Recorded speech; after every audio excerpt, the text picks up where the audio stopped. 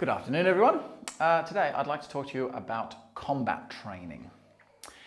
Have you ever wondered, with all the Taiji and Bagua training that you practice, have you ever wondered, does it really work? Have you tried it? Do you know if it will work in a real-life self-defense situation? If you've never done any sparring, meaning total free fighting, okay, you don't know what's going to come at you, not little set drills, total free fighting, then you really should be asking yourself that question. That is, of course, if you are training your martial art for the purpose of learning self-defense.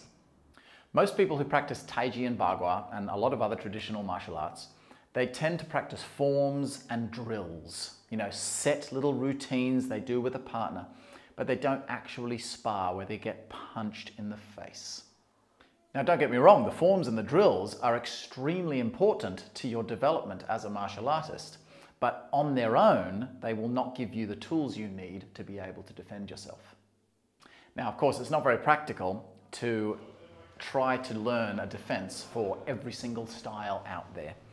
But what we can do is learn how to defend and read movement from at least the common styles, the types of movements that you're likely to get attacked with when you are in a street self-defense situation. If someone has any training that attacks you in the street, they're either going to be an untrained brawler with no technique, which is an important technique to learn how to deal with as well.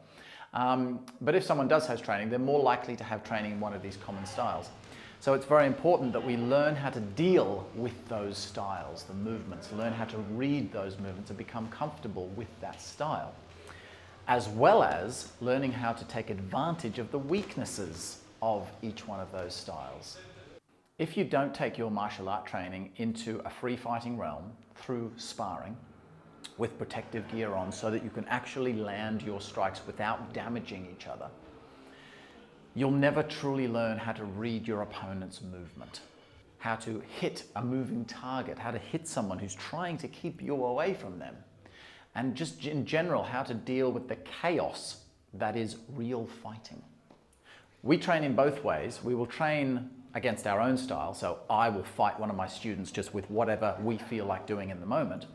But then as well, one of us will play the role of the attacker, okay, of the other style. So I might, for example, start attacking my opponent, my training partner, with Muay Thai techniques. If I attack you with Muay Thai techniques, those techniques are not going to be as proficient as a Muay Thai fighter attacking you with those same techniques, obviously.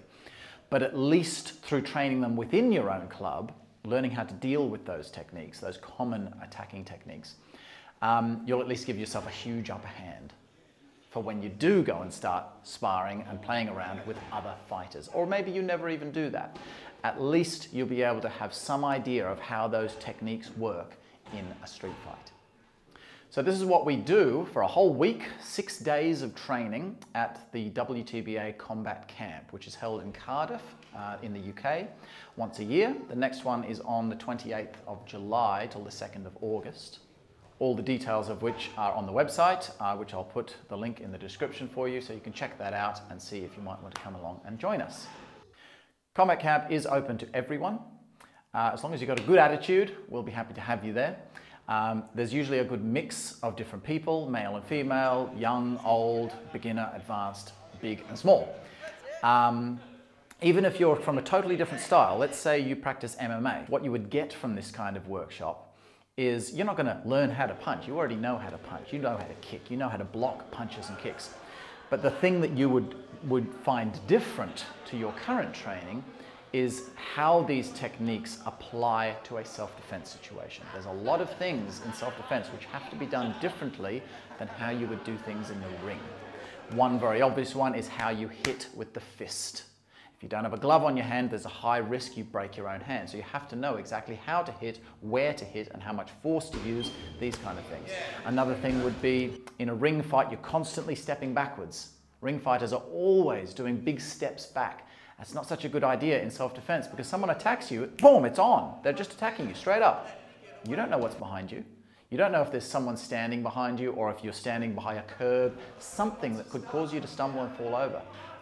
The other one of which is all the rules, of course. Even in MMA, there's so many rules about not striking certain areas of the body.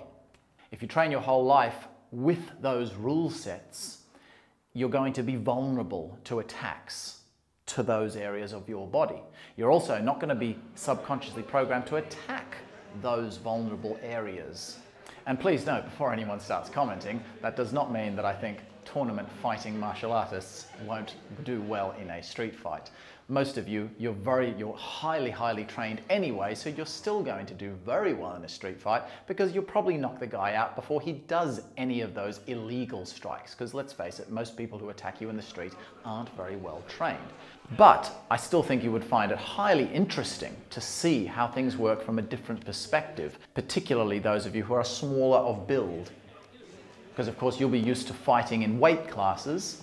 So how are you going to take out that bigger guy? Well, the only way to take out that huge attacker is to use the illegal strikes. That's the only thing that will work on those bigger attackers. Try to make sure you book in before the end of April this year, so that A, you will get the cheaper price, and B, you will get 3 months of prep videos to get you ready for it. So I'll be sending out once a week a short little video to give you some tips and techniques that you can practice at home, so then you can get the most out of the workshop. And please be aware that safety is our #1 priority in the WTBA, so you will only get hit hard if you ask to be hit hard. If you're a beginner, you've never been hit before, you will only be doing touch contact throughout the camp, if that's what you're comfortable with. If you want to push yourself a bit further, you say to your partner, okay, look, I want to try with a bit more force. Can you swing them in a bit harder? I want to see if I can deal with them.